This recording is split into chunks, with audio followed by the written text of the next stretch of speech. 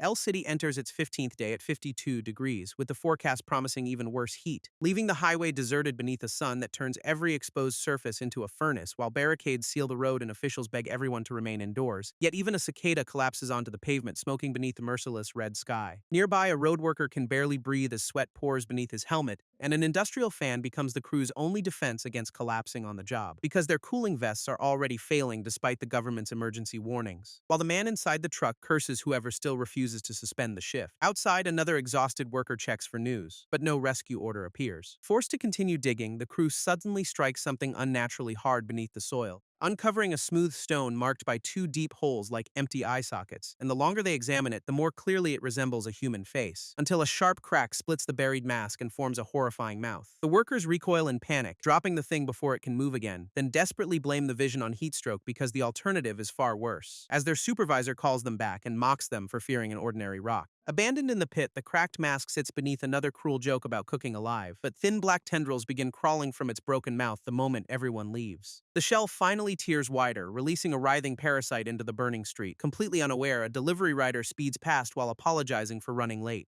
Sweat streams down the rider's face as the sealed road threatens his delivery time, and he reaches the construction barricade, already convinced this delay will ruin him. So he asks the crew to let his motorcycle squeeze through their narrow work zone. One worker agrees, sympathizing with anyone forced to deliver food in this deadly heat, then waves him onward while admitting the construction crew is suffering just as badly. Nobody notices the parasite slip from the rubble and crawl inside the rider's boot. He accelerates through the barricade, cheerfully telling the workers to take it easy, but something begins moving beneath his clothing as the crew watches him leave, until swollen tendrils surface along the back of his neck without making a sound. A nearby worker stares in disbelief, unable to process what is growing from the rider, while the infected man keeps driving and dismisses his strange sensations as heatstroke. Elsewhere, the temperature remains locked at 52 degrees above the suffocating city. Deep below those burning streets, commuters crowd into the relative safety of a subway station, following the signs toward Line 10 while the outside world continues to roast, only to pack themselves shoulder to shoulder inside an arriving train. Passengers complain that everyone has fled underground, making the carriage almost impossible to breathe in, as one exhausted office worker wipes away sweat and tries to endure the crush. Silent among the crowd, the pale salaryman grips a handrail and stares ahead. His phone suddenly vibrates with a call from his mother, and he promises her he is fine, insisting this miserable shift will be his last. His mother addresses him as Xiao Jie, and he assures her their move is already arranged, explaining that her new home is cooler and he only needs to survive today, though the shadow crossing his eyes suggests this final shift carries heavier stakes. When his shoelace suddenly snaps, Xiao Jie cannot shake the feeling that something is wrong, but he hides that fear when his mother hears the change in his voice. The train rumbles onward while he quietly promises that tomorrow will finally be different. At the next station, the doors open and release another wave of overheated commuters, sending Xiao Jie toward an underground passage connected directly to his office building, until the suffocating crowd forces him to abandon the tunnel and walk outside. The brutal heat nearly folds him in half the moment he reaches the street, and the same delivery rider almost clips him while racing through the traffic. Xiao Jie notices the man's vacant expression and realizes this is more than exhaustion. Still, he straightens his tie and begs the day to pass without another disaster, unaware that something inside the rider has already fixed its attention on him. While a passerby warns the staggering courier that he looks far too sick to work, Xiao Jie descends the steps, only to find a familiar older man blocking his path, and one look at that face brings every buried fear rushing back. His father demands this month's money while complaining about his own rising expenses, then shamelessly asks to borrow even more under Xiao Jie's name, finishing with a poisonous smile as he pressures his son for an answer. Xiao Jie orders himself not to fear the man or reveal what he feels, forcing his expression into the same hollow calm that protected him before, because losing control now would destroy the escape he has planned for his mother. His father sneers at that emotionless face, mistaking restraint for weakness, while Xiao Jie silently hands over another envelope of hard-earned money. He tells himself this is the final payment, and tomorrow will end their nightmare. With the money surrendered, Xiao Jie warns his father to stay away from his mother, but the older man laughs, claiming he will simply leave and earn even more, then strolls away without recognizing how close his son came to breaking. Nearby, the infected delivery rider arrives carrying food for another customer, still forcing himself to complete orders while envying everyone inside the air conditioning. Unfortunately, the waiting customer explodes because the meal arrived 20 minutes late. He tears into the bag and rages that the noodles are already cold, ignoring the rider's apology and shouting that food should always come first. While the desperate courier tries to explain how the lethal weather delayed him, Xiao Jie recognizes the same frantic rider and quietly pities his worsening condition, but decides to clock in rather than involve himself in another stranger's problem. The customer threatens a damaging review, insisting the heat is none of his concern. Panic overtakes the rider as he begs the man not to destroy his rating, explaining that every complaint cuts money needed to support his family, until Xiao Jie feels the urge to teach the cruel customer a lesson. He crushes that impulse, reminding himself that today must remain his last day, as the rider continues apologizing and the customer keeps tightening the noose. Xiao Jie steps closer, warning that the man is exploiting someone supporting a child. He calmly asks whether the punishment has not already gone far enough, but the question makes the infected courier snap his head around in alarm, because a dark voice inside him has turned the threatened review into an obsession. Swollen tendrils force their way from his neck as the customer finally backs away, and the parasite tears through its human disguise beneath a storm of snapping limbs. Everyone nearby freezes, trapped between disbelief and the instinct to run. The courier's body twists into a towering creature driven by terror and rage, scattering the crowd as people shove one another toward every available exit, while Xiao Jie watches his final workday become something he can never escape. Whatever remained of the rider disappears beneath the creature's blackened armor, leaving only a horned predator glaring through several burning red eyes. Above them, El City remains sealed inside the same 52-degree furnace. The monster advances on hooked limbs while the nearest witnesses struggle to understand it, and its warped face opens with a low, inhuman growl, forcing Xiao Jie to stare straight into a nightmare that should not exist. A sudden impact erupts beside him, and he realizes the creature has already attacked. The transformed courier rises above the crowd, its tendrils searching for another victim, while Xiao Jie and the men beside him stare upward in stunned silence, until someone finally screams that a person is dead and orders everyone to run. The monster drops among the fleeing workers, cutting off the nearest path to safety, yet one delusional witness laughs and assumes they are filming an elaborate movie. His mistake ends when the creature lunges forward with impossible speed. The courier's ruined face reshapes into a hollow mask above his former customer, who begs for help as the monster pins him against the wall. Then the attack sends Xiao Jie stumbling back with his white shirt stained dark. Instead of panicking, he studies the creature with an unnervingly empty expression as cracks race across its swollen back and something begins pushing outward. A swarm of smaller parasites bursts free and immediately scatters across the floor. Fresh screams tear through the lobby as the survivors race for the exit, but the newborn creatures pursue them with terrifying, almost weightless speed, turning the escape into a stampede where every slower person becomes a target. One parasite lunges toward a terrified pair before either can react, while a frightened office woman grabs Xiao Jie and begs him not to leave her behind. A broad-shouldered security guard steps between them and the approaching swarm. He orders everyone to go, striking a parasite aside with confident force, though the office woman privately decides that heroic men are dangerously easy to manipulate. The guard crushes one parasite beneath his boot and squares himself against the swarm, boasting that he will fight harder now that a beautiful woman needs him. But his confidence vanishes when a sharp pain suddenly bites into his neck. He orders everyone to follow instructions and flee, pretending nothing has happened, while the hidden parasite burrows deeper before he can find a weapon. Blood runs down the guard's collar as his body begins rejecting the intruder. Cowworkers notice something behind his neck and shout a warning from several steps away, leaving the wounded man to beg Xiao Jie and the others for help, until Xiao Jie sees the parasite attached beneath the guard's hair. He grabs the creature and rips it away before the infection can spread, then watches the severed tendril slide loose from the man's skin. But the terrified guard lashes out, smashing Xiao Jie across the face.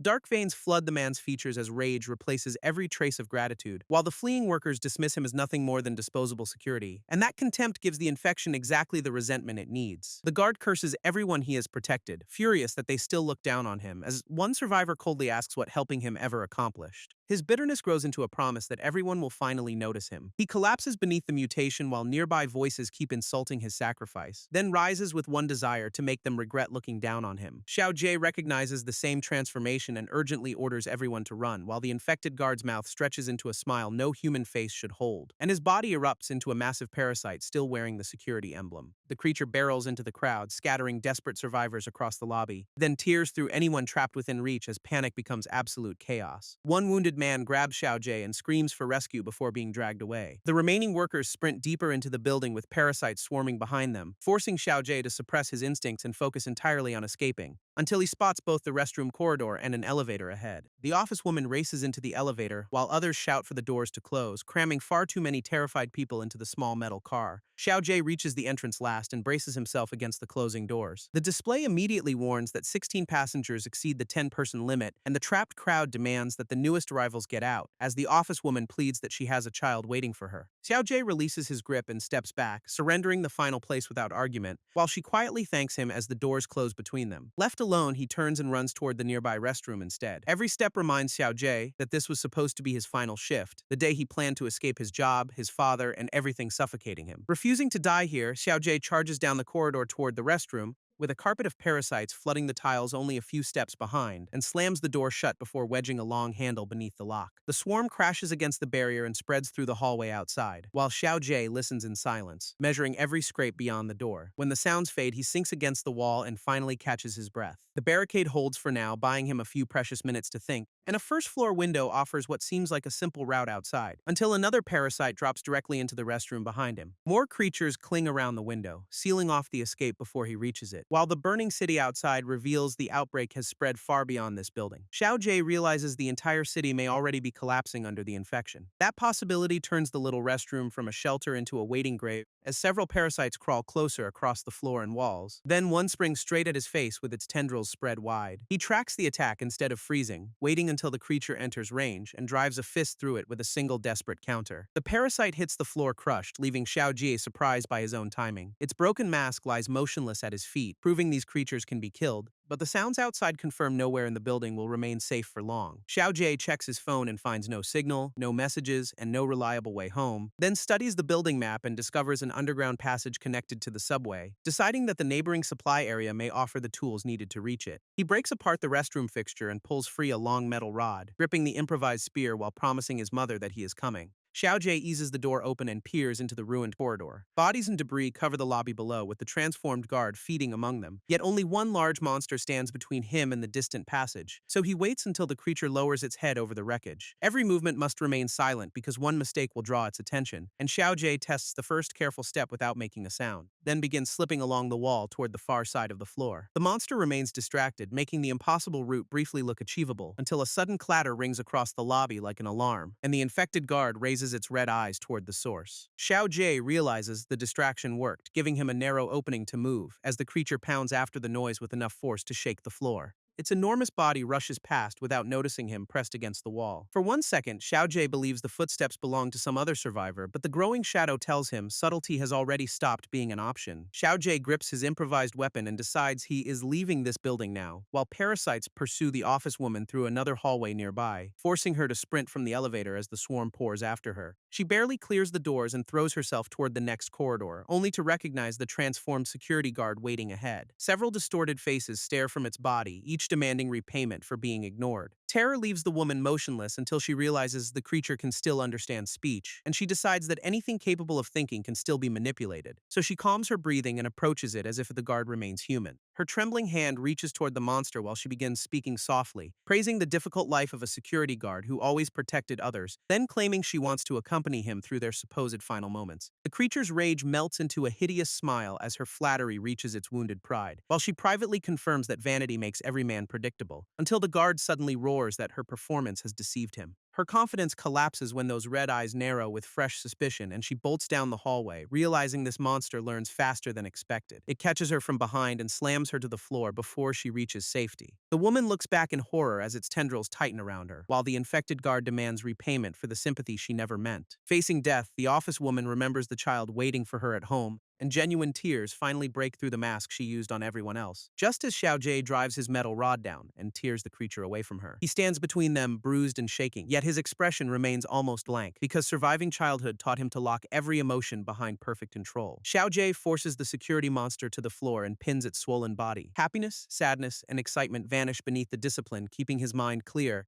but the creature rises beneath him and reaches for his exposed back, while fear and dread threaten the control he has spent years building. Xiao Jie steadies himself, tightens his grip, and refuses to let panic decide the fight, even as the guard's ruined face rises inches from his own. The monster roars directly at him, shaking the corridor with raw hatred. Xiao Jie grabs the office woman's wrist and orders her to run with him, leaving the wounded creature to drag itself upright behind them, before it charges down the corridor and rapidly closes the distance. Xiao Jie hears the pursuit gaining and searches desperately for another advantage, then tells the woman to wait inside the underpass while he holds it back. At the fire cabinet, he turns alone and braces for the approaching monster. One sharp pull frees the pin from a heavy extinguisher, and Xiao Jie blasts a freezing cloud directly into the guard's charging face. Frost locks across the monster's features as the extinguisher halts its advance, though Xiaojie cannot tell how long the restraint will last, so he keeps spraying while retreating step by step toward the underpass. The office woman watches from the doorway, weighing his courage against her own survival, and wonders whether trusting another person will only create a new weakness. Xiaojie remains planted before the frozen creature, refusing to abandon his promise. She reminds herself that he saved her life, even when leaving would have been safer, then finally names herself Zhang Xiaomei and refuses to betray her remaining principles, reaching for a second extinguisher as Xiaojie's canister begins running dry. Zhang Xiaomei unlocks the underpass door and prepares their escape route, while Xiaojie backs toward the entrance without turning away from the threat. He grips the final extinguisher and positions himself directly before the open passage. When the guard breaks free, another white blast drives it away from the doorway, allowing Xiaojie to duck beneath a desperate swipe and continue retreating. As the monster gathers itself for one last charge through the freezing cloud, Xiaojie reaches the underpass and slips behind the heavy metal door, while Zhang Xiaomei grabs the handle from inside and waits for his signal. Together they drag the door shut before the transformed guard can cross. Xiaojie holds the narrowing gap just long enough to confirm the corridor is clear, unaware that several small parasites are already racing toward them from behind. The swarm appears over Xiaojie's shoulder before he can fully seal the entrance, and he urgently asks Zhang Xiaomei to check whether his mother survived, ending the request with a quiet plea that reveals more fear than any monster did. His desperation reaches her, cutting through every selfish calculation she made earlier, while Xiaojie turns toward the swarm and dark tendrils close around his silhouette. The infection reaches him before he can escape, clouding his eyes as strength leaves his body. Memories of his sacrifices replay in Zhang Xiaomei's mind while he collapses outside, and his desperate concern for his mother finally cuts through her selfish calculations, because abandoning him feels no different from abandoning her own child. Zhang Xiaomei reopens the door and rushes to drag Xiaojie inside, though the condition of his body makes her freeze for one terrible second. She hauls the unconscious man through the entrance before the swarm reaches them. Xiaojie collapses on the floor as Zhang Xiaomei searches him for injuries, and the mark she finds confirms that a parasite already infected him, leaving her to understand why he lost consciousness so suddenly.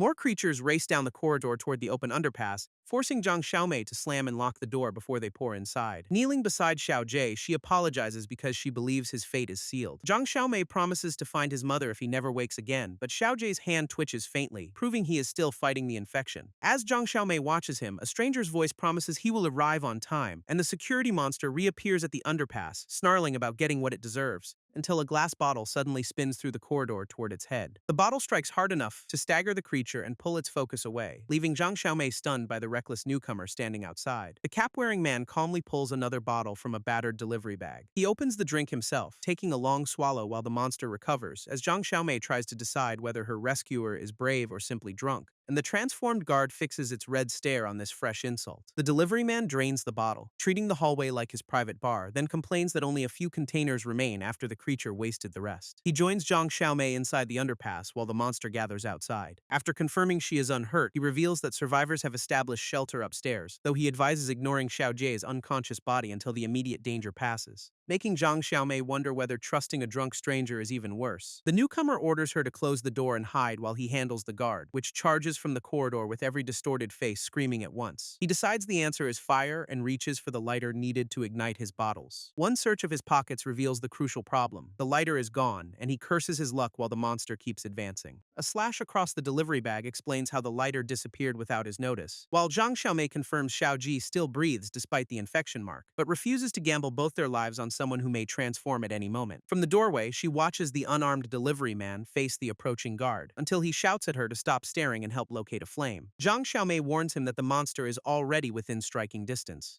Rather than retreat, the delivery man settles into the stance of a practiced fighter, twisting around the guard's first heavy attack with sharp, controlled movement. The reflexes of a provincial boxing runner-up who trained long before this nightmare. The fighter is Wang Qi, and his fists become the only weapon he needs, as a crushing punch drives directly into the security monster's distorted face. The impact launches the larger creature backward and buys them several precious seconds. Wang Qi orders Zhang Xiaomei to search nearby pockets for anything that can create fire, because the monster is already rising and brute strength will not stop it twice, while a memory returns of the abusive customer searching desperately for his lighter. He tears through drawers and cupboards, furious that his cigarettes remain useless, then empties another bottle as frustration pushes him toward violence. His partner shields their terrified child in the corner and waits for the explosion. The drunk man turns on them, demanding an answer with barely contained rage, before smashing a bottle beside them to prove how dangerous his mood has become. He accuses the child of hiding the lighter and demands it back immediately, pausing only long enough to consider an even uglier punishment, then calls the frightened child a parasite who has stolen everything from him. The accusation leaves the child trembling beneath beneath his father's empty stare, until another bottle flies across the room toward the corner. Glass bursts against the wall as the family narrowly avoids the throw. Their abuser rants that they consume his food while contributing nothing, then overturns more furniture because nobody can produce the missing lighter, forcing the mother to curl around her child beneath the falling debris. His demands echo through the memory as both victims wait for the beating to end. Back in the underpass, Xiao Jie wakes with one word on his lips, a lighter. Zhang Xiaomei recoils when the supposedly infected man suddenly sits upright, asking what is happening as he touches the mark along his neck. Xiao Jie ignores the question and repeats that they need a lighter. His hand reaches behind him while Zhang Xiaomei watches for any sign of mutation, then produces the metal lighter he has always carried for emergencies, prompting her to shout that Wang Qi needs it immediately. Xiao Jie flicks the wheel first, confirming the tiny flame still works, while Wang Qi orders him to throw the remaining bottles at the monster, and yells that waking from infection is no excuse to move slowly. Wang Qi hurls the bottles in a tight arc toward the charging guard, shattering glass and soaking the creature before it can strike again, while Xiao Jie tracks the spreading liquid and waits for a clear opening. Wang Qi shouts for the kid to act before the monster recovers, and Xiao Jie throws the burning lighter directly into the alcohol trail. Fire erupts across the guard's body and fills the corridor with violent orange light. The transformed creature thrashes inside the flames as its attack finally breaks apart, and layers of parasite tissue collapse beneath heat stronger than its healing, leaving Xiao Jie, Wang Qi, and Zhang Xiaomei watching from a cautious distance. One final movement lifts from the burning mass before strength abandons it, then the security monster falls into a motionless heap at their feet. Zhang Xiaomei asks whether the nightmare is truly over this time. Wang Qi claims confidence because he has already burned smaller parasites before, then praises Xiao Jie's nerve after seeing him wake and fight without hesitation, finally introducing himself as Wang Qi and offering his hand to the younger man. Xiao Jie interrupts the greeting when a faint movement comes from the remains, and Wang Qi turns back, his relief disappearing as quickly as it came. A charred hand rises from the melted body and begins rebuilding itself. The blackened mass gathers into a new shape while the survivors stare in disbelief. Because the extreme heat is not killing these creatures, it is helping them recover. The rebuilding monster calls the temperature perfect, as if the city were designed for it, and fresh muscle stretches over the charred remains at an impossible rate, while Zhang Xiaomei watches the growth with every trace of confidence gone. The creature rises until its shadow covers the walls and ceiling around them, leaving all three survivors staring upward at something far larger than before. Wang Qi can barely speak as the transformed guard towers over the corridor. He grabs the others and orders them to run before the mutation finishes, but pulsing red waves spread from the monster and swallow every escape route, enclosing Xiao Jie, Wang Qi, and Zhang Xiaomei inside a tightening field. The red current reaches Zhang Xiaomei first and locks terror across her face, while Xiao Jie senses that this attack is aimed directly at their minds. A gigantic hallucination leans over him and whispers that he feels fear too. It urges him to surrender, promising relief if he releases every buried emotion, but Xiao Jie lowers his eyes and retreats behind the discipline built through pain, as the creature claims submission will reward him with a new evolution. The word coils through the red darkness while tendrils tighten around his thoughts, forcing Xiao Jie deeper into memories he has spent years refusing to face. He sees his father's violence and the helpless body he once tried to protect. The frightened child inside that memory curls beneath another incoming blow, until fear itself fills Xiao Jie's vision like a black, endless pupil. Xiao Jie answers with a single refusal and denies the hallucination control, causing the fear gripping his body to fade instead of consuming him. While the monster recoils from a reaction it clearly believed impossible. To Xiao Jie, fear is only another variable that can be observed and restrained, but the creature insists a human without fear cannot exist. Its influence scatters around him as his disciplined mind rejects every command. A dark pressure rises behind Xiao Jie, stronger than the emotion trying to dominate him, and his face settles into the calm expression that has survived worse monsters, while Wang Qi remains trapped inside a vision of guilt and desperate pleading. Zhang Xiaomei fights her own hallucination, screaming for an unseen threat to stay away, leaving Xiao Jie to realize both companions are still imprisoned by the attack. Above them, the creature feeds on their emotions and demands even more. Xiao Jie moves between his helpless allies before the next wave reaches them, as a sharpened tendril lashes from the darkness toward Zhang Xiaomei, followed by a larger nightmare rising directly behind her frozen body. Xiao Jie tracks the strike and sees exactly where the real attack will land, then raises his metal rod and steps into its path without hesitation. The improvised weapon catches the tendril before it can reach Zhang Xiaomei. Its edge tears across Xiao Jie's hand, but his grip refuses to open, and the sudden pain reveals another weakness hidden inside the monster's illusion. Xiao Jie plants himself before Wang Qi and Zhang Xiaomei as tendrils close from every side, then clenches his injured hand while the creature searches for an emotion it can exploit, until the towering hallucination asks whether he truly wants to feel again. A tear slips beneath Xiao Jie's lowered eyes despite his disciplined resistance, and the monster surrounds him with every shadow his mind buried long ago. Instead of retreating, Xiao Jie raises his head and challenges the memories to come. His fist tightens as a familiar rage begins breaking through the numbness, while the silhouette of his father returns from the darkest corner of childhood,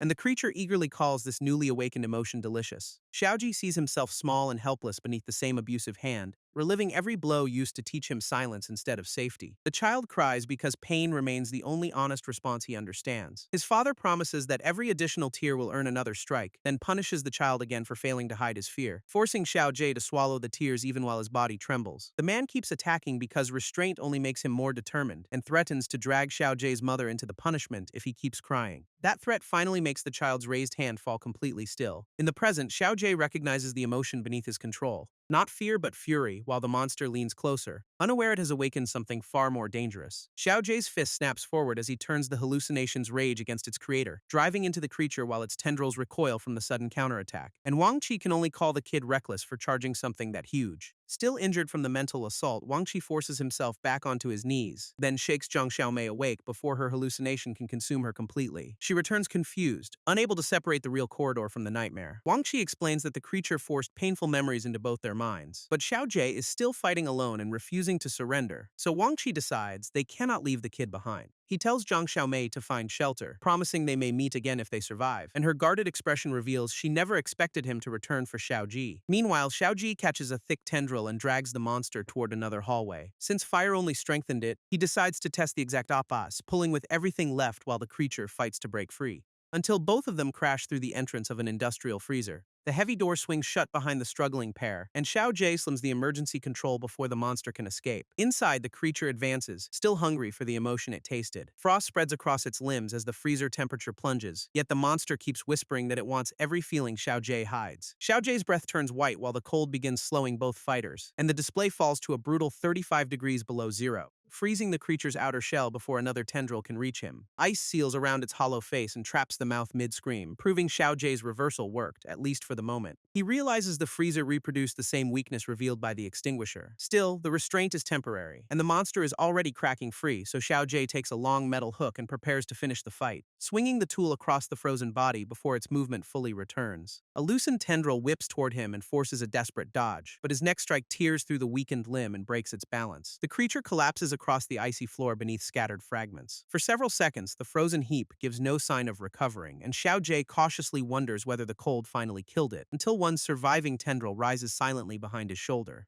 He notices the movement too late to avoid the renewed attack, and the tentacle coils around his throat before he can lift the hook. Its tightening grip drags the air from Xiao Jie's lungs. The frozen muscle keeps contracting while his hands struggle uselessly against it, leaving him to wonder if this sealed freezer will become his grave. Wang Qi bursts into the freezer and swings an axe at the strangling tendril, chopping again and again while cursing the creature for refusing to die, then drives the blade down with enough force to split the frozen coil. Ice and parasite tissue burst apart as Xiao Jie drops free from its grip, while Wang Qi delivers another strike before the severed limb can reconnect. The remaining mass finally crumbles into pieces across the frozen floor. Wang Qi turns from the wreckage and urgently checks whether Xiao Jie can breathe, and the younger man admits he is alive, though survival created a worse problem. They are now trapped inside a freezer cold enough to kill them. Wang Qi tests the entrance and discovers the heavy door has locked, with frozen carcasses hanging around them, like a warning of what comes next. The display remains fixed at 35 below zero with no sign of warming. Xiao Ji's breathing grows painful as the temperature steals strength from his body, while Wang Qi finds the control panel broken and useless, leaving the two men sealed behind a door built to resist force from inside. Wang Qi asks how Xiao Jie knew cold would lure and weaken the monster, but the exhausted survivor offers no answer and concentrates on staying awake. Wang Qi advises saving energy, speaking less, and slowing every unnecessary movement. He calls Xiao Jie painfully dull, though the teasing barely hides his own fear, then asks where the kid would go if they somehow escaped alive. Xiao Jie answers without hesitation he intends to return home. Wang Qi laughs at his blunt reply, calling them brothers forged through life and death. Xiao Jie turns the same question back on the battered fighter. Wang Qi says he still has to avenge his murdered brother. Revenge is the only purpose keeping him alive in this ruined city. Xiao Jie listens quietly as cold vapor coils around them. After a pause, he finally offers the fighter something personal, his name.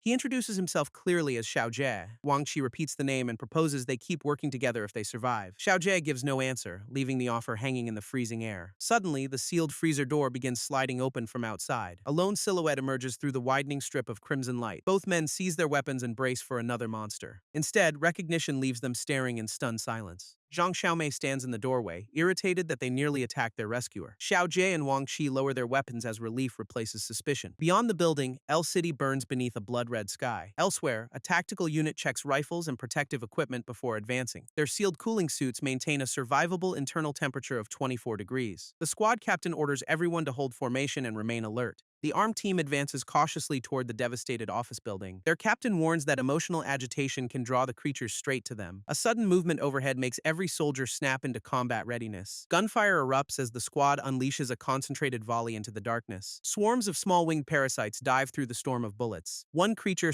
slips past the barrage and tears into an exposed soldier. His comrades fire desperately, shredding parasites before the swarm can overwhelm them. An infected body crashes among the troops and throws their formation into chaos. The captain orders a halt before panicked shooting, kills more of his own people. Facing mounting casualties, he urgently calls command for reinforcements. The radio operator confirms that additional units are already moving toward their position. Their commander insists the unidentified target must be brought back alive and unharmed. Back inside, Zhang Xiaomei asks the two men where they should go next. Wang Qi suggests gathering supplies first, then finding somewhere defensible to establish a base. Zhang Xiaomei reminds him that a protected shelter exists on the top floor. Wang Qi dislikes the troublesome man there, but admits the location could keep them alive. She argues that rejoining the larger group is still their safest option. Afraid to return alone, Zhang Xiaomei asks Wang Qi to escort her upstairs. Though still injured, he agrees that leaving her unprotected would be reckless. Wang Qi will deliver her safely, then leave before meeting that man again. Xiao Jie tells them to go without him because he still intends to reach home. Wang Shi calls the plan suicidal. The streets outside are crawling with monsters. Xiao Jie remains silent, refusing to argue over a decision already made. He grips his hooked weapon and starts walking toward the exit alone. Wang Qi catches his arm, reminding Xiao Jie of their proposed partnership. Xiao Jie reveals that a parasite already bit him and his remaining time is uncertain. He cannot ask others to risk traveling beside someone who may transform without warning. With that grim explanation, Xiao Jie pulls free and continues onward. Wang Qi and Zhang Xiaomei can only watch him leave. From above, his solitary figure looks painfully small inside the ruined building. Outside, flames spread across the city beneath the suffocating red horizon. Soldiers battle parasites through streets littered with wreckage and bodies. Twisted creatures surge against their gun line from every direction. The desperate street battle continues as ammunition and manpower rapidly disappear. Emergency broadcasts warn that the catastrophe could spread worldwide without immediate containment. Government forces are conducting rescue operations while civilians are ordered to remain sheltered. El City Stadium has been designated as the primary refuge for anyone able to reach it. With communication towers collapsing, survivors must relay the message and help one another endure. The broadcast dissolves into static, severing another fragile connection to organized society. The office tower looms beneath the crimson sky, surrounded by an increasingly hostile city. Xiao Jie has only one goal now: get home and find his mother. He checks his phone, hoping the battered device still functions. The screen works, but the vanished signal confirms how completely the city has collapsed. With surface routes nearly impossible, only one viable path remains. Xiao Jie plans to enter the subway and follow its underground passages toward home. The route covers 7 stops and requires at least 2 hours on foot.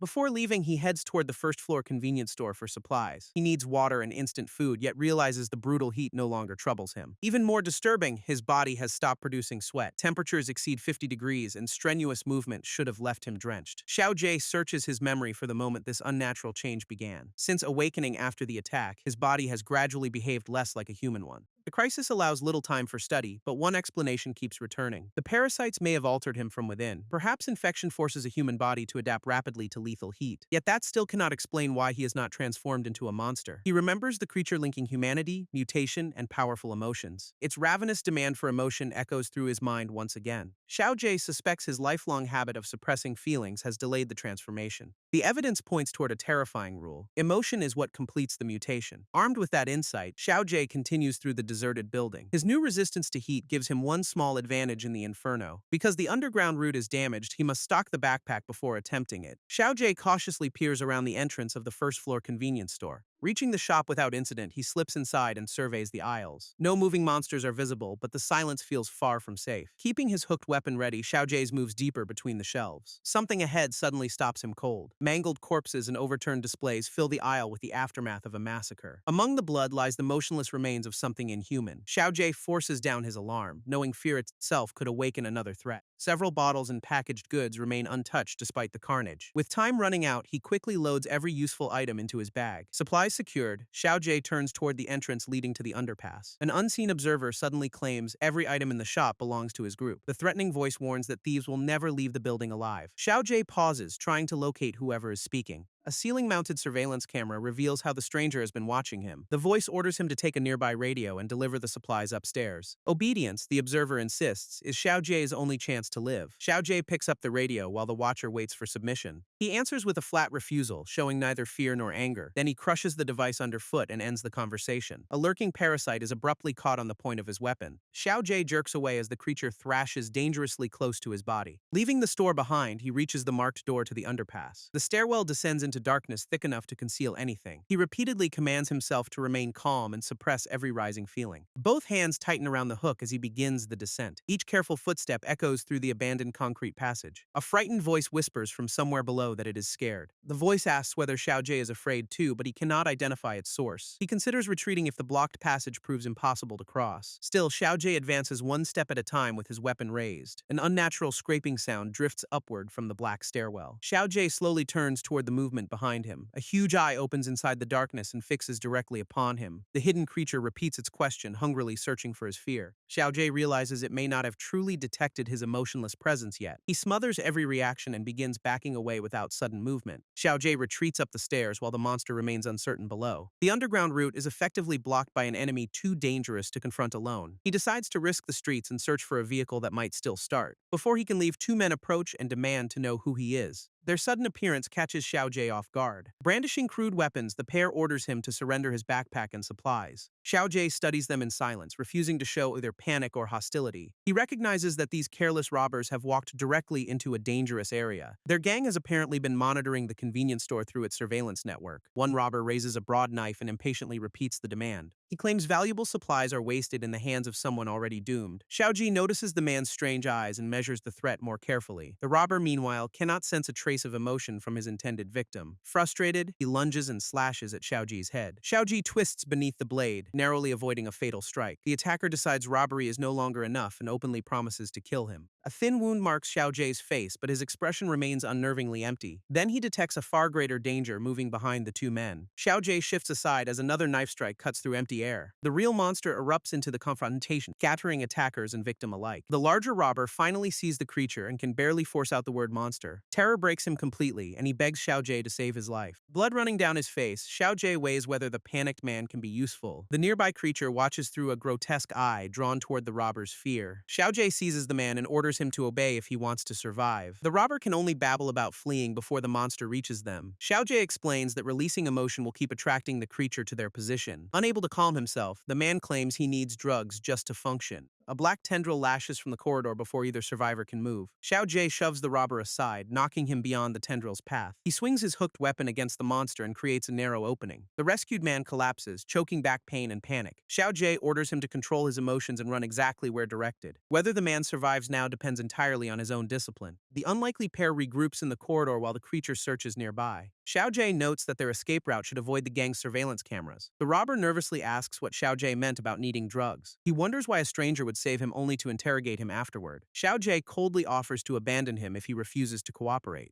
The threat works, and the robber hurriedly begs him to wait. Deciding information is better than dying, the man agrees to explain everything. He says the building's young master distributes a special drug to people sent on missions. The experimental medicine suppresses emotion quickly, making users almost invisible to emotion-hunting monsters. Its effect lasts only 15 minutes, carries severe side effects, and remains tightly controlled. Once the drug wears off, operatives become helpless prey in monster-infested territory. Xiao Jie asks exactly who this young master is. The robber hesitates before revealing the identity of his ruler. He is the group chairman's son and the owner of the entire building. Wealth and influence let him command resources even while civilization burns outside. Since the outbreak began, he has constructed a fortified shelter on the top floor. Inside that refuge, frightened survivors now gather beneath his authority. A radio crackles in the shelter, drawing the young master's attention. One subordinate calls repeatedly, asking whether the young master can hear him. The reply orders him to remain on channel 9 and continuously report his position. He confirms that his team is near the rear of the first floor lobby. After reporting, the young master lowers the radio and turns back to his audience. He announces that a military rescue force is already on its way. The shelter erupts with hope as survivors believe salvation and supplies are finally approaching. Hidden beside the young master's chair, however, a loaded pistol reinforces his real authority. He promises everyone will survive, provided they listen to him without resistance. The exhausted crowd clings to his words as if they were a lifeline. The red-haired young master coolly asks whether everyone understood the arrangement. One terrified office worker immediately swears complete obedience. Others echo him in rapid succession, desperate to stay protected. protected. Several survivors bow and plead for the young master to spare their lives. Seated above them like a king, he accepts their submission with quiet satisfaction. Downstairs, the robber describes him as a demon more frightening than any monster. Xiao Jie absorbs that warning without letting his expression change. What matters to him is whether this powerful man can mobilize transportation and other resources. The robber suddenly falters as pain and exhaustion seize his body. Xiao Jie orders him to lead the way upstairs regardless of his condition. Meanwhile, the young master's refuge presents itself as a carefully managed sanctuary. Wang Qi, Zhang Xiaomei, and other newcomers are shown through the protected floor. The guide boasts that the air conditioning system runs continuously. Toilets operate on a schedule, while every survivor may shower once each week. Daily rations consist of 1 bottle of water, 2 biscuit packs, and bread. Exceptional contributions can earn additional food and privileges. Every comfort comes with the same condition: absolute obedience to the young master. Wang Qi raises a hand, unwilling to accept the rules without question. He asks how unarmed survivors are supposed to trust promises of protection. The young master's smile disappears as he approaches the man who challenged him. Pressing a pistol to the questioner's head, he guarantees only that his own hand decides death. The terrified survivor immediately apologizes and withdraws his objection. Wang Qi watches the humiliation with open disgust. His hand moves toward the weapon he carried into the shelter. Zhang Xiaomei grabs his arm and warns him that he has gone far enough. The young master abruptly laughs, dismissing the threat as a harmless joke. Turning to the cap-wearing fighter, he asks Wang Qi for his name. He invites Wang Qi forward for a private conversation that sounds more like an order. Zhang Xiaomei and the others watch uneasily as the confrontation shifts direction. Elsewhere in the shelter, water runs over something worm-like in a stained sink. A hand calmly closes the faucet, hiding the ominous sign beneath silence. Downstairs, blood from Xiao Jie's wound darkens his shirt as his condition worsens. The robber says they should reach the young master's private elevator before going farther. It lies behind a fire door on the first floor, only a short distance away. Xiao Jie orders him to lead, keeping the hook ready. The wounded pair supports each other as they move through the corridor. Step by painful step, they approach the promised elevator. The robber insists their destination is just ahead, and they will arrive soon. Xiao Jie senses something wrong, but the man can barely answer him. The robber's wound begins throbbing, and his thoughts fracture under the parasite's pressure. He collapses suddenly, leaving Xiao Jie demanding to know what happened. Xiao Jie catches the unconscious man before he strikes the floor. The robber's drained face shows how close his body is to breaking. Xiao Jie lowers him carefully while keeping watch for another attack. He suspects the man fainted while resisting an internal parasite that should already cause mutation. Strangely, the robber still acted independently and displayed none of the expected transformation. Once conscious enough to speak, he uses the radio to call the young master Zhao Cheng. His unusual resistance may be the key element Xiao Jie has been searching for. Far above, a shadowed surveillance room glows with dozens of live camera feeds. A solitary watcher studies the building through the flickering wall of monitors. One feed captures Xiao Jie and his injured guide inside the corridor. Another figure steps across the floor near a motionless body. Additional screens reveal survivors moving through the top floor shelter.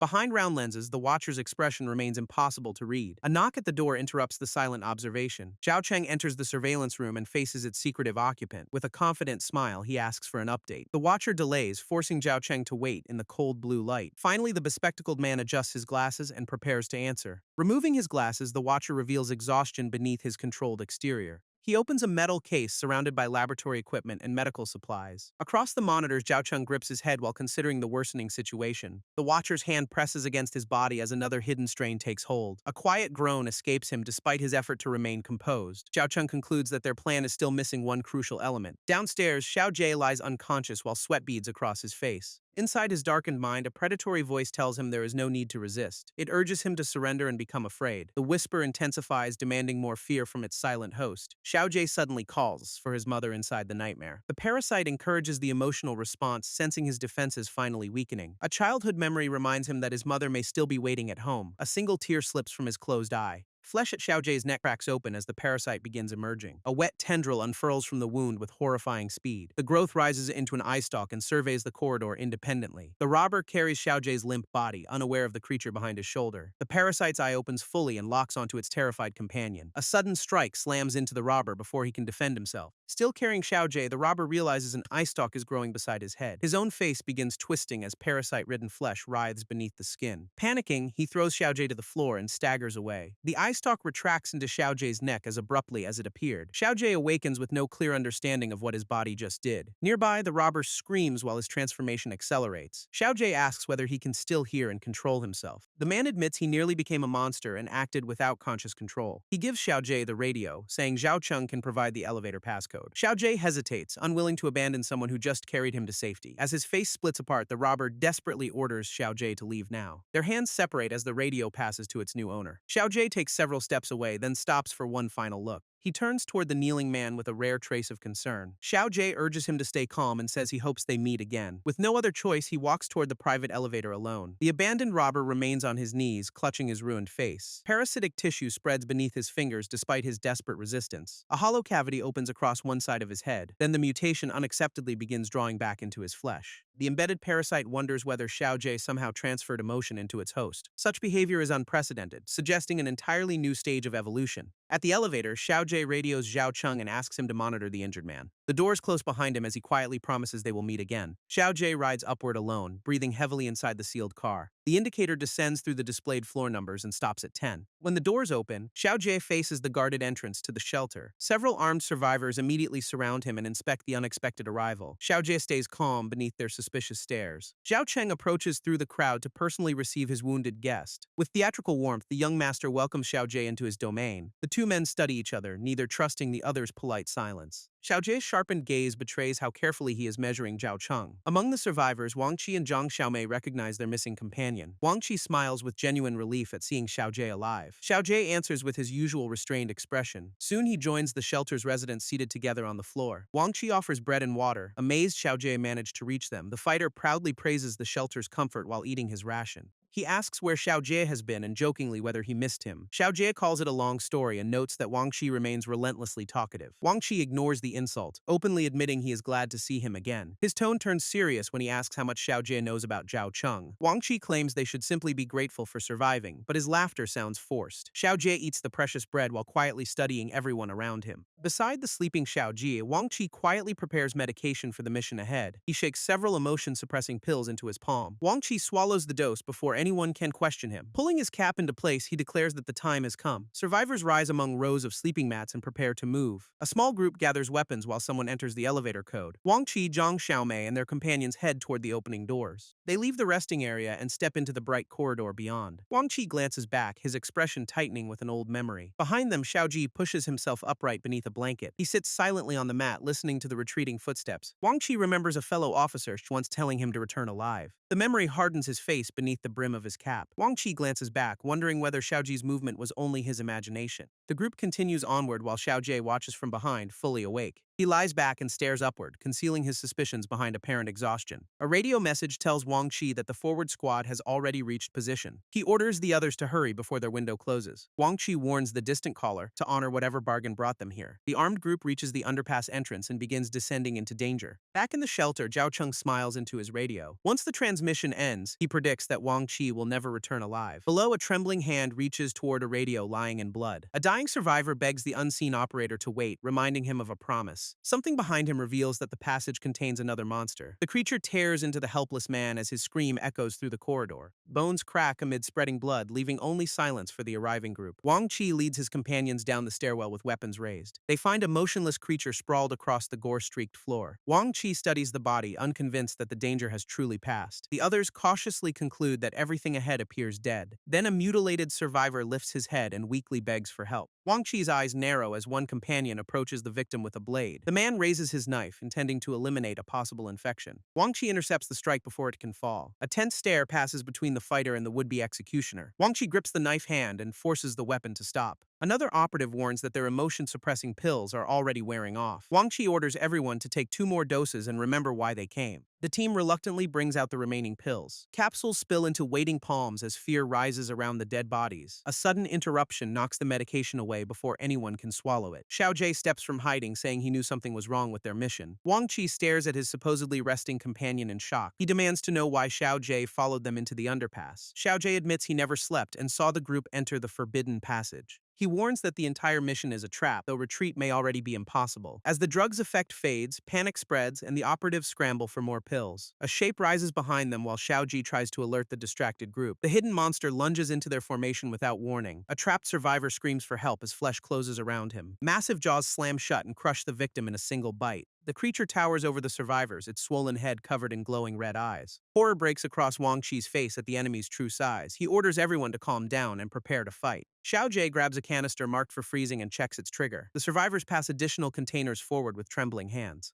A portable sprayer is loaded and locked around the freezing agent. Wang Chi distributes the improvised weapons while the monster closes in. At his command, the front line opens fire. Icy vapor strikes the creature as its tendrils thrash across the ceiling. The monster roars and forces itself through the spreading frost. Wang Chi orders every freezing sprayer aimed upward at the same target. Multiple streams blast the creature with concentrated cold. Frost coats its swollen body, briefly slowing the enormous mass. The monster struggles against the freezing shell while survivors continue spraying. One rigid appendage snaps apart under the sudden temperature change. Even wounded, the creature keeps roaring and pushing forward. A survivor realizes the cold is failing and shouts for immediate retreat. The monster whips a fleshy limb through the group, smashing their formation. Those still standing turn and run while the creature crashes after them. Its huge body surges through the passage, gaining rapidly on the fugitives. Xiao Jie stops and faces the pursuing horror instead of fleeing. He tells Wang Chi that his plan requires the fighter's help. Wang Chi demands certainty before risking everyone against such a colossal monster. Xiao Ji explains that since it feeds on fear, they must deliberately give it more. He intends to overload the creature until its own appetite destroys it. The survivors edge into position as quietly as possible. Behind them, weapons and freezing sprayers are readied for one final coordinated assault. A frightened operative accepts the desperate plan and grips his sprayer. 3 minutes earlier, Xiao Jie had already proposed intensifying the monster's feeding instead of retreating. Wang Chi told him there was no time for riddles and demanded a direct explanation. Xiao Jie bent forward as something inside his body began responding. He focused inward, forcing his suppressed emotions toward the surface. A warning tone sounds while the others watch him in growing confusion. The parasite in Xiao Jie's neck emerges as a fleshy eye. Wang Chi and the nearby survivor recoil in horror. Xiao Jie insists he remains himself and asks Wang Chi to trust him. Another operative refuses and raises his weapon to kill the apparent monster. Wang Chi blocks him, demanding that they hear Xiao Jie out. The terrified man points to the eye stalk as proof of infection. Wang Chi argues that if Xiao Jie meant harm, they would already be dead. Remembering that Xiao Jie saved his life, he chooses to trust him again. Xiao Jie admits the idea may fail, but no one has offered a better plan. Wang Chi ends the argument and joins the gamble without further hesitation. He looks to the remaining operative and asks whether the man will join them too. With death closing in, the frightened survivor curses and accepts the gamble. He fires another freezing blast while screaming his hatred at the monster. The creature surges through broken concrete, roaring under the cold assault. Frost rapidly hardens across one reaching limb until its surface begins cracking. Wang Chi urges Xiao Jie to act before the monster breaks free. Xiao Jie's eye stalk lashes forward like a spear and cuts through flying debris. The monster convulses as the living tendril connects with its emotional core. Seeing it struggle more violently, Wang Chi demands that Xiao Jie hurry. Through the connection, the parasite begins drawing out and redirecting concentrated fear. Xiao Jie sinks into the darkness within himself to control the transfer. The monster's emotional saturation climbs toward 99%. Xiao Jie's parasite signals that the decisive moment has arrived. Its star-shaped eye whips straight toward the monster again. The tendril smashes into the creature's face before it can evade. A massive hand closes around the parasite and crushes it in a fleshy grip. Wang Chi and the others shout as the connection appears to fail. Xiao Jie drives the tendril deeper with a brutal second impact. White vapor bursts from the monster's ruptured mouth. The creature crashes backward under the combined emotional and physical assault. The survivors stand over its steaming body, scarcely believing the battle has ended. Wang Chi celebrates their victory while another man curses in exhausted relief. Xiao Jie's eye stalk interrupts them. The monster is not finished yet. Curled on the ground, the creature whimpers about missing hands and begs for more. It rises again, announcing that it is terrified of death itself. Wang Chi and the others recoil as their impossible enemy returns. Xiao Jie realizes they still need a far greater concentration of fear. Wang Chi demands the next step while urging everyone else to keep moving. As the corridor shakes, he shouts Xiao Jie's name over the chaos. The revived monster slams a tendril into the floor between them. Xiao Jie repeats that only more fear can overload the creature completely. Wang Chi curses and asks where they could possibly find enough. More tendrils smash through concrete, leaving no time for debate. Wang Chi volunteers himself as the emotional source for Xiao Jie's plan. Xiao Jie hesitates, knowing the transfer could destroy the fighter's mind. Wang Chi would rather take that chance than wait to die in the corridor. Xiao Jie sends his eye stalk whipping toward the willing volunteer. The parasite strikes Wang Chi before either man can reconsider. Its star-shaped eye anchors against the fighter's chest and begins drawing inward. A fleshy cord coils around Wang Chi's shoulder, linking his memories to Xiao Jie. Wang Chi's face goes rigid as buried grief tears open inside him. He remembers a smiling fellow officer asking him to return alive. In that memory, Wang Chi promised his partner that nobody would die that day. A gunshot shattered the promise and threw the officer backward. Wang Chi carried the wounded man while desperately calling his name. The helpless terror of that moment floods back with unbearable clarity. His partner died in his arms, leaving guilt that never stopped feeding on him. The released emotion pushes Xiao Jie's parasite to 100% capacity. The eye stalk strikes Wang Chi's forehead and extracts the full force of his trauma. Xiao Jie redirects that concentrated terror through the connection and into the monster. Sweat pours down his face as he struggles to control the overwhelming current. The monster shrieks about its missing hands while fear consumes its swollen mind. Everyone watches from a distance as the creature begins collapsing inward. A dark vortex opens in its flesh and drags the surrounding tendrils toward the center. Xiaojie and Wang Qi stare as the impossible implosion accelerates. Upstairs, surveillance monitors capture the phenomenon from several angles. The control room workers stir uneasily at what appears on their screens. One observer demands to know what the two survivors have done. Below, the giant monster becomes completely still. Its last extended limb is sucked into the tightening vortex. The survivors approach cautiously, unable to understand the motionless remains. One operative asks what is happening to Xiao Jie and Wang Qi. Neither man answers, their minds still trapped inside the parasite's connection. The scene shifts into an ordinary office memory where workers discuss missing illustration pages. An angry manager storms through the room calling for an employee named Jacob. Unable to find him, the manager demands to know where he has gone. Cowworkers wonder whether Jacob is deliberately trying to get fired. Xiao Jie realizes he and Wang Qi are witnessing somebody else's memory. He forms a theory about why the parasite has carried them into it. Although unseen by the remembered workers, the two observers may still affect physical objects. Xiao Jie tests the idea by knocking a book from a cabinet. A startled office worker crouches down, wondering how it fell by itself. Wang Qi jokes that being invisible does not make them completely useless in this strange world. The manager again demands information about Jacob's whereabouts. One coworker assumes the missing artist has slipped outside for a smoke. The manager curses because Jacob owes 10 completed drawings before the day ends. Others admit Jacob has been distracted and behaving strangely since the office became silent. They note that hand-drawn artwork takes time, though the boss has little patience.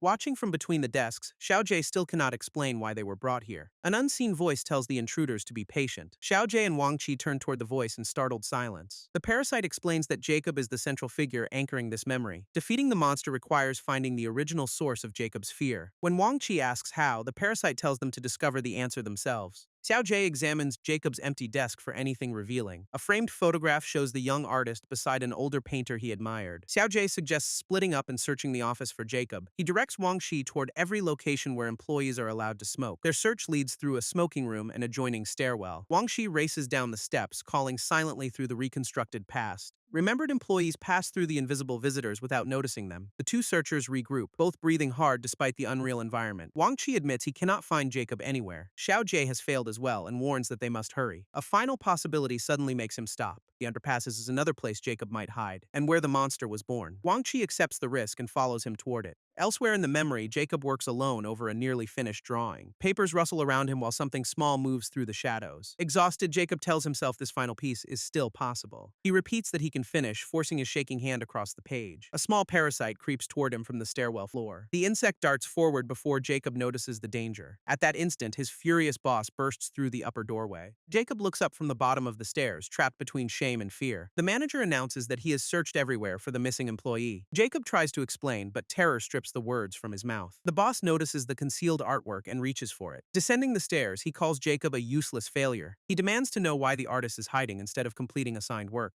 Jacob closes his eyes as years of humiliation collapse upon him. The manager ridicules the drawings and boasts that Jacob is his longest-serving subordinate. He mocks Jacob's dream of becoming an artist and reminds him who controls his pay. Only speed matters to the boss, who demands unquestioning obedience. He steps closer and orders Jacob to listen carefully. Xiao Jie and Wang Qi reach the stairwell and finally find the terrified artist. Above them, the manager threatens to fire Jacob unless he immediately submits. His shouting fills the confined space and crushes Jacob's remaining composure. Jacob begs him to stop as tears run down his face. At last, he confesses the emotion the parasite wanted. He is terrified. The manager grabs Jacob's hair and refuses to hear another plea. Xiao Jie and Wang Qi suddenly notice a monstrous presence forming behind the memory. The boss turns in confusion as a red-eyed shape rises over him. A massive hand slams him down before he can escape. The creature squeezes its former tormentor inside a crushing fist. Bones snap and blood bursts as the boss is destroyed within Jacob's memory. The newborn monster crouches over the remains, grinning with rows of teeth. It lashes out again, overwhelming the terrified artist who created it. Xiao Jie and Wang Qi watch from the upper stairs, searching for meaning in the horror. Xiao Jie suddenly understands the clue and identifies the monster's ears. He repeats that its ears must be the vulnerable point. Wang Qi asks how an apparently earless creature can have such a weakness. Xiao Jie explains that Jacob's greatest terror was being scolded by his boss. Evolution erased the visible ears, but that makes their hidden remnants the weak spot. Xiao Jie believes he can locate them beneath the monster's protective shell. Wang Qi accepts the conclusion and prepares to return to the real battle. The memory dissolves, pulling both men back through a white void. In reality, the parasite snaps away from the monster's face. Their companions anxiously ask whether Xiao Jie and Wang Qi are all right. Wang Qi confirms they are alive and ready to continue. Xiao Jie tells everyone that their next objective is finding the creature's ears. The bewildered survivors repeat the word, seeing no ears on its body. The towering monster looms before them behind a smooth armored shell. Xiaojie concludes the weak points are hidden and orders the shell broken open. Wang Qi signals that he understands the plan. A thick tendril sweeps across the corridor and forces the group apart. Xiaojie dodges the strike and counters with his own living appendage. The monster surges after him, smashing through every obstacle. Watching Xiaojie move, the others marvel at his inhuman agility. He directs the freezing team to target the creature's feet. A concentrated blast of cold locks one leg against the floor. Xiaojie uses the opening to strike and destabilize the trapped limb. Repeated impacts fracture the frozen joint while the monster struggles to remain upright. Xiaojie launches himself upward along the creature's collapsing body. Wang Qi shouts for him to finish the attack. With weapon raised, Xiaojie drives toward the armored head. The blow tears into the creature and forces it violently downward. Xiaojie swings clear on his tendril before the massive body lands. The monster crashes onto its side, shaking the entire passage. Their strategy is working, but Xiaojie still cannot locate the buried ears. The wounded monster rears up and roars with Xiaojie clinging near its head. He orders the others to keep attacking the exposed wound. Exhausted survivors wonder how much longer they can maintain the assault. The creature suddenly whips its head and tendrils through their formation. A wounded operative is caught by the blow and collapses in blood. Wang Qi reaches toward him but cannot stop the fatal fall. Another impact hurls bodies and debris across the passage. One survivor flies overhead and crashes beyond Xiaojie's reach. Xiaojie calls out to Wang Qi as the fighter struggles to rise. Wang Qi insists he is not dead yet, despite the wound at his neck. The same cannot be said for the motionless companion lying behind them. Wang Qi says they must finish quickly before their strength and supplies run out. He asks Xiaojie to launch him upward so he can tear the head wound wider. Xiaojie agrees, warning him not to die before answering a later question. The monster rises again while Xiaojie positions his tendril beneath Wang Qi. Wang Qi grabs hold as the living cord snaps tight. Xiaojie catapults the fighter high above the creature. Wang Qi lands directly on its armored skull.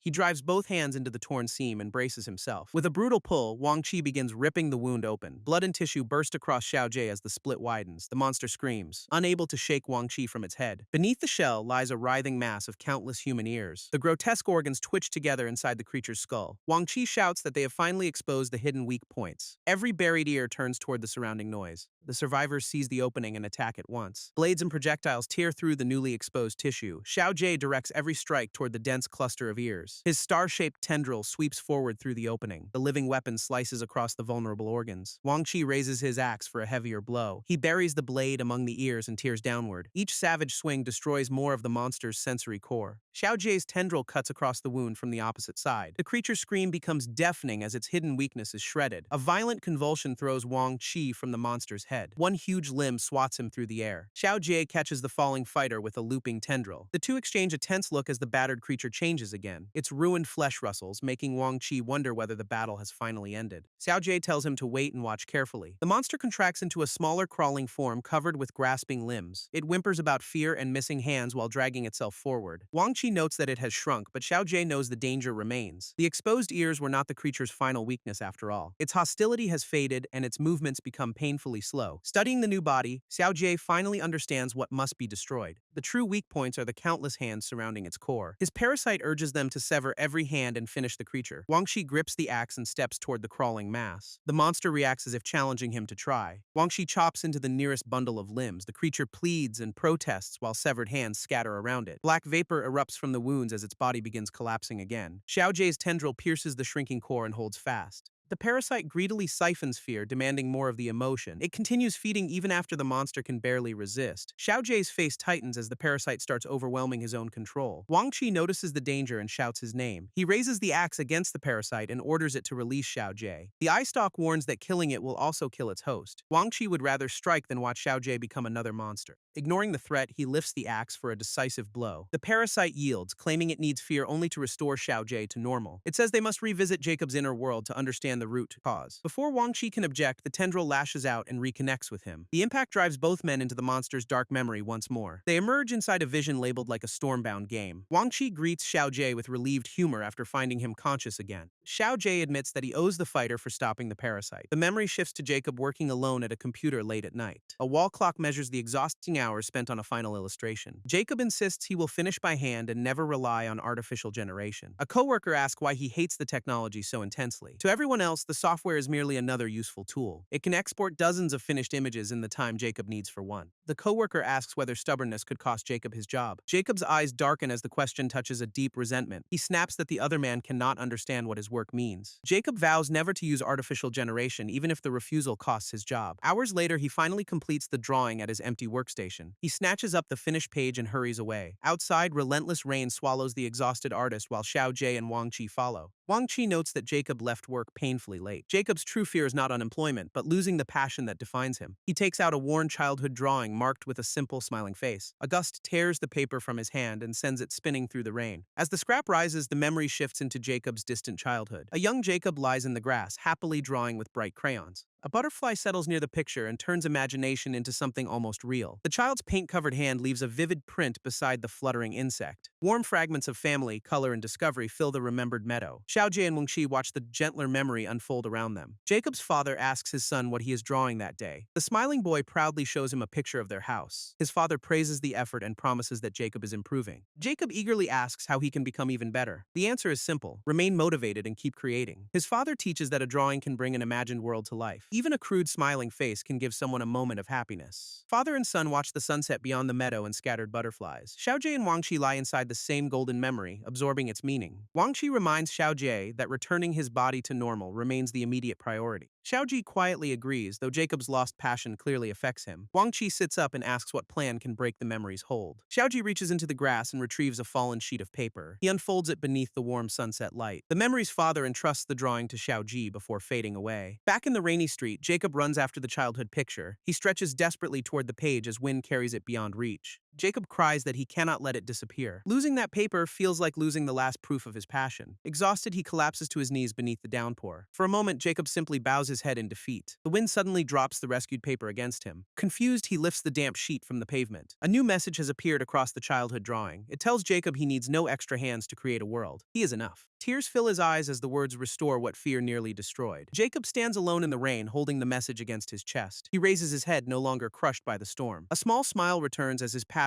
outlives the monster born from fear. The inner world releases Xiao Jie and Wang Qi in a burst of light. They reappear before the creature's collapsing remains. Both men land heavily on the blood-stained passage floor. The once massive monster lies dead, its many limbs shrinking into rotten flesh. Xiao Jie's eye stalk disperses and withdraws from his neck. Wang Qi welcomes him back with exhausted relief. They agree to leave immediately after coming far too close to death. The nearest exit is blocked, forcing them to search for another route. Xiao Jie's parasite abruptly offers to create one. A powerful tendril smashes through the surrounding concrete. The living appendage tears a large opening through the wall. Beyond the rubble, a stairwell provides a clear path upward. Xiao Jie quietly thanks the parasite for helping them escape. The creature replies that it should be thanking him instead. Xiao Jie looks back at the decaying body, understanding whose fear they released. Beneath the crimson sky, he offers a final silent thanks to Jacob. The survivors enter another corridor and disappear from the battlefield. Once they stop, Xiao Jie studies Wang Qi with renewed suspicion.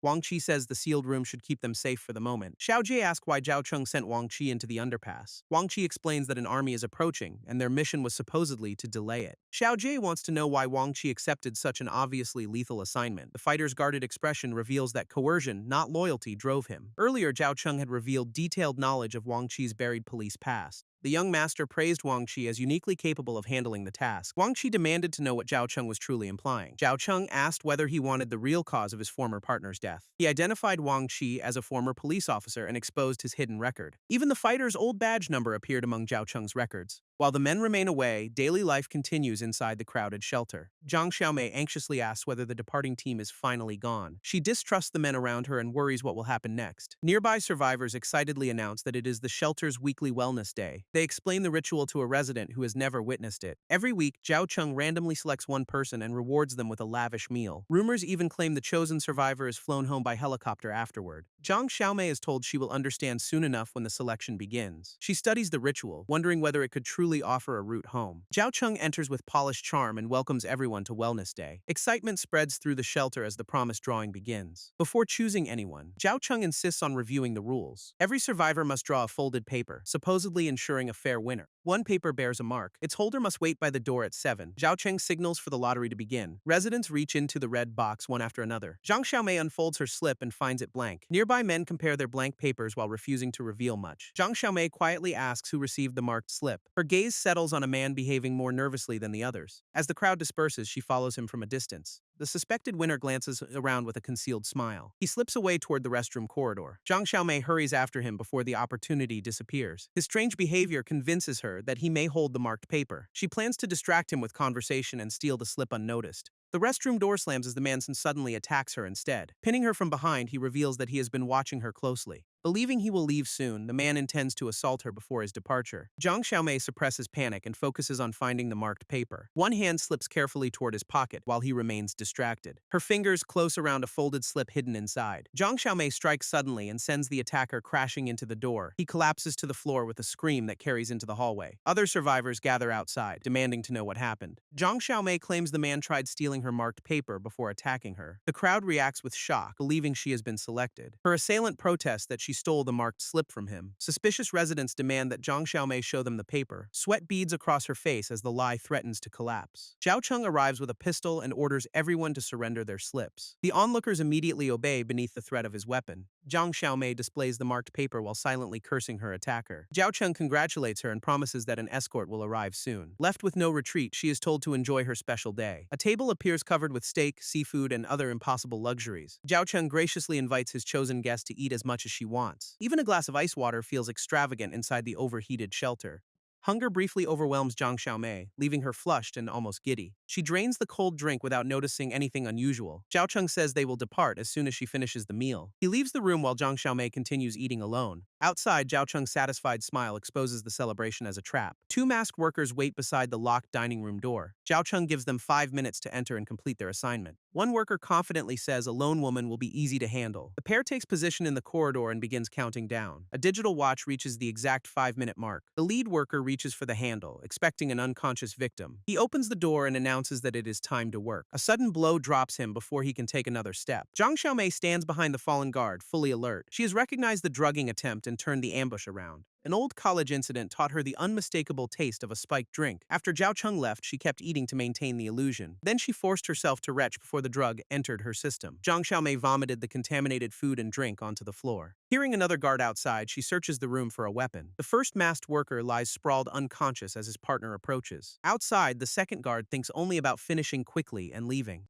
He enters the room, irritated that the task is taking so long. The sight waiting inside stops him in sudden alarm. Seeing a body on the floor, he calls another worker to help move the victim. Together, they lift the covered figure without checking its identity carefully. One guard fears that their delay will expose whatever is really happening. His companion asks which unfortunate person has been selected this time. He pulls back the covering for a quick inspection. The unexpected face beneath it leaves him momentarily confused. The nervous guard realizes something about the capture is wrong. Still, his partner notes that the victim is another physically strong man. Impatiently, he orders the other guard to stop staring and grab the head. They carry the unconscious figure down an isolated corridor. One worker asks where their destination actually is. The other wonders what Zhao Cheng's people intend to do with the captive. A waiting operative silently directs them farther into the restricted area. He signals the route with 2 fingers and receives a nervous nod. The carriers complain about the secrecy surrounding every order. At last, their guide announces that they have reached the destination. The workers carry their unconscious burden through reinforced laboratory doors. One masked guard asks what kind of place they have entered. Towering tanks and surgical lights reveal a hidden chamber filled with grotesque specimens. The horrified worker cannot comprehend the nightmare concealed beneath the shelter. Mutated bodies float in cylinders while dissected remains cover the laboratory floor. Walls of glowing monitors display data from Zhao Cheng's secret experiments. A white-haired scientist calmly operates on another captive beneath bright lamps. His scalpel cuts open a mass of infected flesh with practiced precision. Without turning, the scientist orders the captive left on the floor and everyone else removed. Intimidated, the workers acknowledge the command and lower their burden. They place the unconscious figure beside the operating area. One guard whispers for his partner to hurry before the scientist loses patience. Both retreat through the laboratory in barely controlled panic. Behind a translucent partition, 2 red eyes flare in the darkness. A sudden movement makes one worker scream. Inside a tank, a half-human female specimen twists among tubes and infected tissue. One terrified guard flees from the hybrid creature without waiting for orders. The scientist coldly tells the intruders to get out immediately. The remaining worker staggers away, calling everything around him insane. Realizing far worse horrors remain unseen, he has no idea what he should do. A security feed suddenly reveals Zhang Xiaomei moving through the restricted corridor in disguise. Another monitor shows Xiao Jie and Wang Qi returning near the disabled elevator. The disguised woman understands their arrival makes the situation even more dangerous. She hesitates near the white-haired scientist, afraid he may recognize her. A messenger says Zhao Cheng urgently wants the scientist in his office. The scientist raises one finger, stopping the request with obvious irritation. He reminds the messenger that Zhao Cheng does not control his surgical schedule. The scientist says the young master can wait while he changes clothes. With his attention diverted, Zhang Xiaomei recognizes her chance to act. She presses the door control and radios Xiao Jie and Wang Qi under her borrowed identity. Her warning says she will open the exit, but they must move quickly. Zhang Xiaomei slams the switch that releases the sealed doors. Xiao Jie and Wang Qi sprint into the newly opened corridor. Xiao Jie keeps the radio close while following her directions. Behind the mask, Zhang Xiaomei exhales in relief as they pass through. A bespectacled figure appears behind her and quietly says she has been caught. Elsewhere, Zhao Cheng gathers the shelter residents and announces bad news. He claims the military rescue operation has been suspended. Shocked survivors demand an explanation for their abandoned evacuation. Zhao Cheng falsely accuses Wang Qi of betraying the rescue squad and causing its destruction. The crowd rejects the accusation and demands to know what happens now. Zhao Cheng spreads his hands, calmly claiming he has another plan for everyone. His smile makes clear that survival is conditional on remaining useful tools. The doors burst open and Wang Qi denounces Zhao Cheng's story as a lie. Standing beside Xiao Jie, Wang Qi curses the young master for sacrificing his people. 1 hour later, a helicopter cuts through the burning crimson sky. Inside the aircraft, a pale-haired passenger sits strapped in beside the pilot. The crew prepares to land and announces that it is time to move. Far below, Xiao Jie thinks of his mother and promises that he is coming home. The helicopter descends toward a rooftop landing pad surrounded by fire and smoke. A white-haired figure arrives with a towering infected creature walking at his side. Behind reflective lenses, a scarred survivor receives the ominous promise that he will return.